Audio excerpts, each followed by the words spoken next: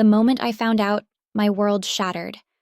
It was a Saturday morning, the kind of morning where everything feels slow and peaceful, until it doesn't. My husband's phone buzzed on the kitchen counter, and I'll admit, I glanced at it. Not out of suspicion, just habit. But what I saw wasn't just a harmless message. It was a text from a number I didn't recognize, and the words burned into my brain like a brand. Last night was unforgettable. Can't wait to see you again. Unforgettable? My stomach churned. I'd been married to this man for 10 years, and I knew every facet of his life, or so I thought. My hands shook as I scrolled through the thread. The texts weren't just casual, they were intimate, revealing a side of him I never knew existed. But then I saw the pictures of him, smiling, relaxed, with her, or rather, with them. She was stunning, confident, and unapologetically herself. A transgender woman, bold and beautiful in ways I never could have imagined. My first instinct was confusion, then betrayal, and then an overwhelming need for answers. I confronted him that night. I waited until the kids were in bed, the house quiet except for the hum of the dishwasher. He walked in, tired from what he claimed was a work meeting. I was sitting at the dining table, his phone in front of me. "Care to explain this?" I asked, my voice calm but ice cold. His face went pale. He knew exactly what I was talking about. "It's not what you think," he stammered, sitting down across from me. "I can explain." "Oh, please do," I said, folding my arms. "Because from where I'm sitting, it looks like you've been sneaking around with someone else, someone who isn't me." He took a deep breath, his hands trembling as he ran them through his hair. "It's complicated," he said. "I didn't mean for it to happen. I was curious. And then what?" I snapped. "You decided to throw away a decade of marriage because you were curious?" Tears welled in his eyes, but I wasn't ready to feel sorry for him. Not yet. "I've been struggling," he admitted, "with who I am, with what I want. It doesn't mean I don't love you. I do. I'm just lost." Lost. That word hit me like a freight train, because if he was lost, where did that leave me? I'd built my life around this man, trusted him with every part of me, and now he was telling me he didn't even trust himself. "I need time to think," I said, standing up. "I can't do this right now." I left him there, sitting alone at the table, and retreated to our bedroom. But sleep didn't come.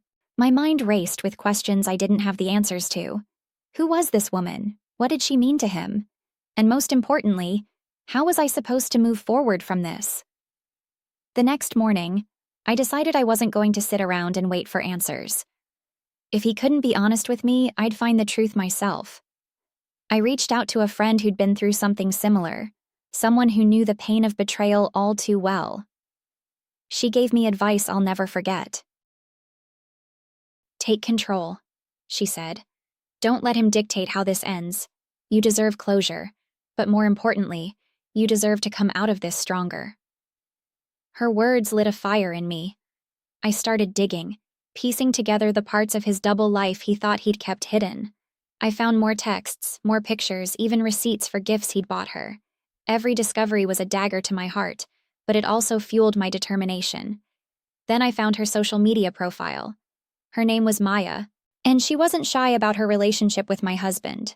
Her posts were full of cryptic captions and half-hidden glimpses of him.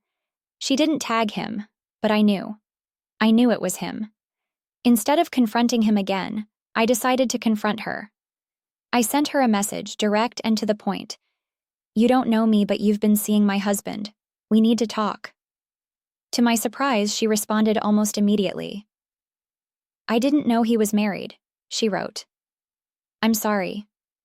Can we meet?" Meeting her was one of the hardest things I've ever done. But when I saw her, I realized she wasn't the villain I'd made her out to be in my head. She was just another person caught in the web of my husband's lies.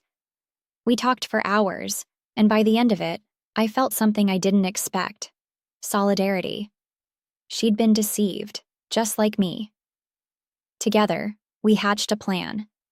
Not for revenge, not exactly, but for justice. He needed to face the consequences of his actions, to understand the pain he'd caused. And so, we staged an intervention. Not the kind where everyone sits in a circle and reads letters. This was more direct. One evening, when he came home from work, we were both waiting for him. Maya and I, sitting side by side on the couch. The look on his face was priceless. Shock, guilt, fear. It was all there. "We need to talk," I said, echoing the words I'd spoken the night before. All of us. He tried to backpedal, to deny everything.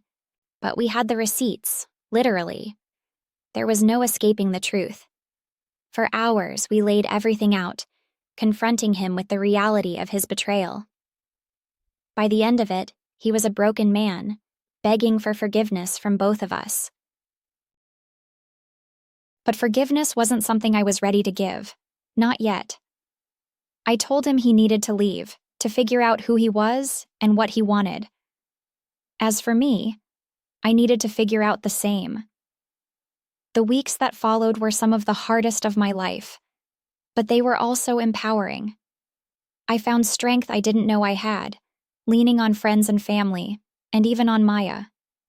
She became an unlikely ally, someone who understood my pain in a way no one else could.